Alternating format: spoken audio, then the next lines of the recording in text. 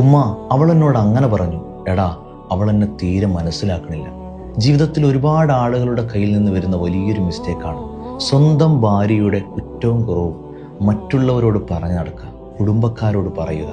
ഒരിക്കലും സ്വന്തം ഭാര്യയുടെ കുറ്റവും കുറവും മറ്റുള്ളവരോട് പറഞ്ഞു നടക്കാൻ പാടില്ല, കുടുംബക്കാരോട് പ്രത്യേകിച്ച്.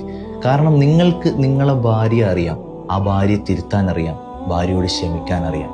എന്നാൽ നിങ്ങളെ കുടുംബക്കാർ അവളോട് ക്ഷമിക്കണമെന്നില്ല. അവളോട് വെറുപ്പും വൈരാഗ്യവും ഉണ്ടാവാൻ അതൊരു കാരണമാകും. നിങ്ങളുടെ ജീവിതത്തിൽ ഇടയിലുള്ള ചെറിയ ചെറിയ പിണക്കങ്ങളും പ്രശ്നങ്ങളും നിങ്ങളുടെ കിടപ്പറയിൽ വേണം പരിഹരിക്കേണ്ടത്. നിങ്ങളത് വളരെ ശ്രദ്ധിക്കേണ്ട ഒരു വിഷയമാണ്.